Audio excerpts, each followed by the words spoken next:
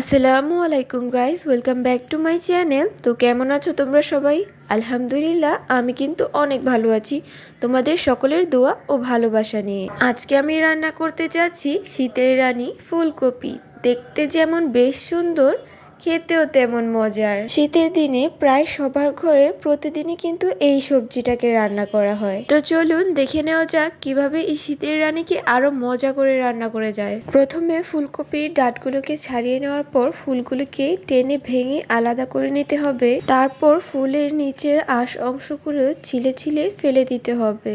এই একই প্রসেসে ফুলকপির সবগুলো ফুল পরিষ্কার করে নিতে হবে। সবগুলো ফুল পরিষ্কার করে নেওয়া হয়ে গেলে একটা পাতিলে পানি দিয়ে কিছুক্ষণ ভিজিয়ে রাখতে হবে, যাতে পোকা থাকলে যেন চলে যায়। তারপর রান্না করার কিছুক্ষণ আগে ধুয়ে উঠিয়ে রাখতে হবে। তারপর কড়াইতে দিয়ে দেব বেশ কিছুটা তেল। তেলটা গরম হয়ে গেলে দিয়ে দেব ফুলকপি। ফুলকপিটা যেন তাড়াতাড়ি ও ভালোভাবে সেদ্ধ হয়ে যায় সেজন্য দিয়ে দেব লবণ, দিয়ে দেব হলুদের গুঁড়ো। তারপর কিছুক্ষণ ভালো করে ফুলকপিটা নেড়ে চেড়ে ভেজে নিতে হবে। ফুলকপি ভালো করে ভেজে রান্না করলে কিন্তু খেতে বেশ মজা হয়ে থাকে। এরকম কিছুক্ষণ ভেজে নেওয়ার পর ফুলকপিটা যখন হালকা একটু সেদ্ধ হয়ে যাবে তখন বুঝতে হবে যে ফুলকপিটা সম্পূর্ণ ভাজা হয়ে গেছে। তখন ফুলকপিটাকে অন্য একটা পাত্রে নামিয়ে নিতে হবে। হলুদ মরিচ দিয়ে ভালো করে মেখে আমি সেই একই পাত্রে মাছ ভাজা বসিয়ে দেব। মাছ ভাজাগুলো ভালো করে নেড়ে চেড়ে ভেজে নামিয়ে রাখতে হবে।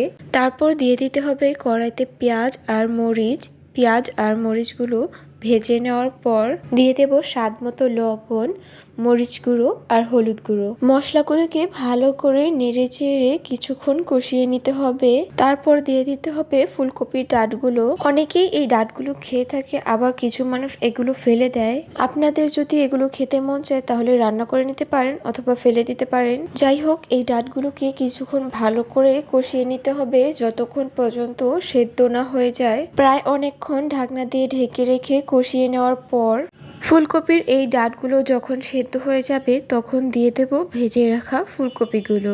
কিছুক্ষণ নেড়ে চেড়ে নেওয়ার পর দিয়ে দেব ঝোল, দিয়ে দেব ভেজে নেওয়া কই মাছ। কিছুক্ষণ নেড়ে চেড়ে ঢাকনা দিয়ে ঢেকে রেখে দিব। তারপর যখন তরকারিটা বলক এসে যাবে দিয়ে দেব ধনিয়া পাতা কুচি। এরকম কিছুক্ষণ রান্না করার পর ঝোলটা যখন একটু শুকিয়ে যাবে তখনই তৈরি আমাদের মজাদার ফুলকপি দিয়ে কই মাছের তরকারি। এই শীতের মৌসুমে গরম গরম ভাতের সাথে শীতের রানী ফুলকপির তরকারি আর কিছু কি লাগে? আর তারা কারা একটু হাত তুলো তো, যারা কিনা সারা গরমের সময় ফুলকপি খাওয়ার জন্য ওয়েট করে থাকে শীতকালের, আর শীতকালে 2 দিন ফুলকপি খেয়ে বোর হয়ে যায়।